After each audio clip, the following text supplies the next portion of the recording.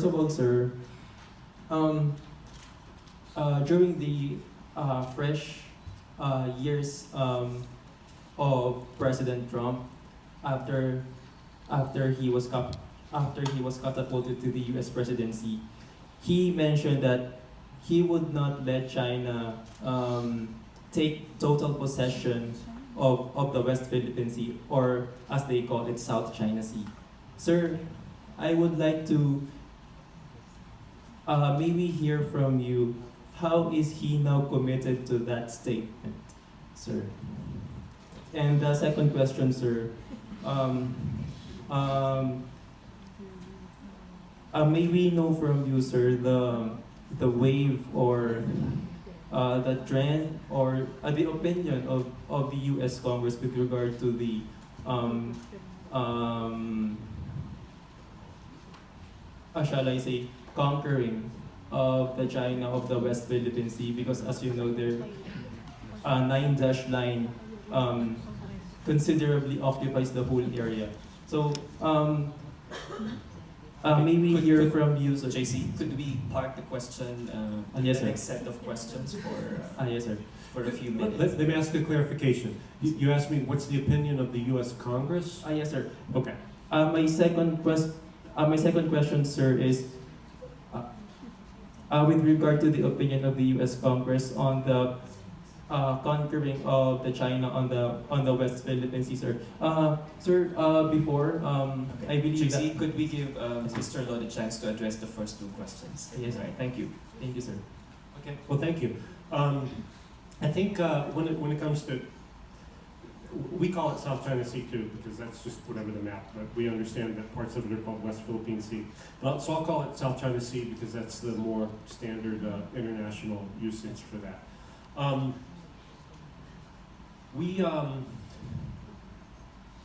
The United States has had a long policy, not just in this region, but around the world, that we do not express opinions on territorial disputes.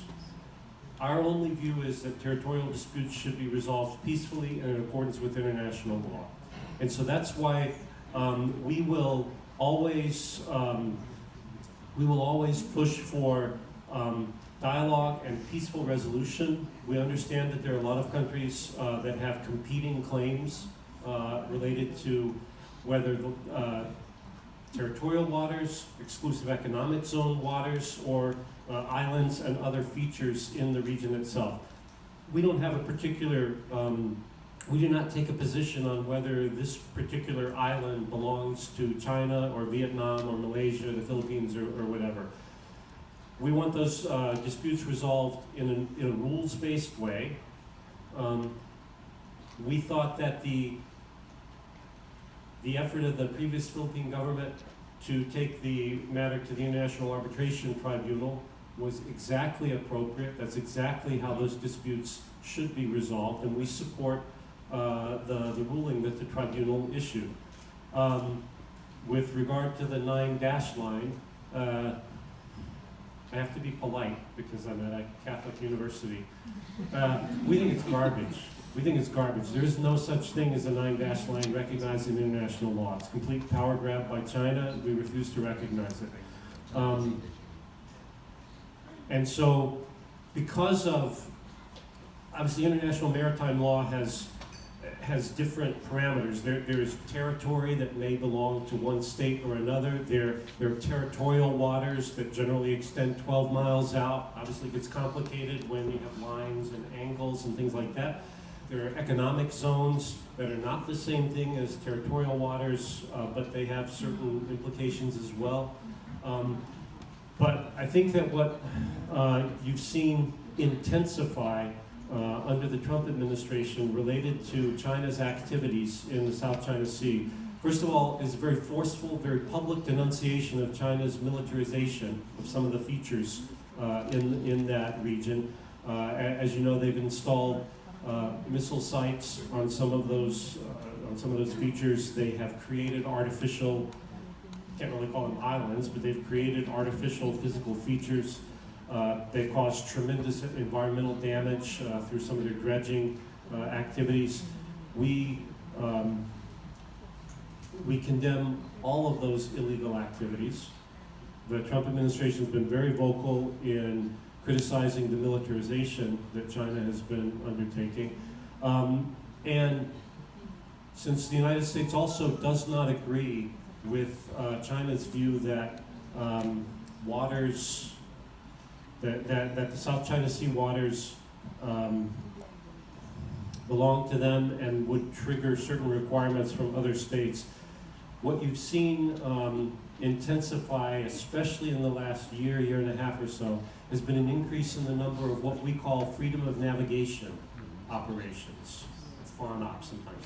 This is basically when we'll send a ship or a set of ships and they will sail through international waters. We don't own, this is not limited to the South China Sea. We do this in parts of the Baltic Sea. I just came out of Poland. We do this frequently in waters between Sweden and Russia, for example. We do it in the North Pacific, in waters near Japan, Korea, and Russia. The United States believes that international waters are free and open to every country in the world. We reject the idea that you have to request permission to sail innocently through those waters. We reject the idea that you have to notify a country in advance of what's recognized in international law as the right of innocent passage. And so quite regularly, US ships and airplanes will go through international waters and international airspace, and China complains every time, and they always say, you have to tell us in advance, and we always say, no, we don't. It's international law, look it up. We refuse China's interpretation. We reject that of what is required when you're moving ships and airplanes through the South China Sea. So I think that in that sense, you are seeing the Trump administration take a very active response to China's, what we regard as unjustified and unjustifiable claims and activities in the South China Sea. Luckily, the second question I can do a whole lot shorter, because I don't work for Congress, I work for the executive branch. The opinion of the US Congress is 535 people in the US Congress, so I'm guessing there are at least 535 opinions. So I would not speak for the US Congress. I don't work for them, that's really not my place. But I think that you would find individual members of Congress will have different views and they'll express those publicly.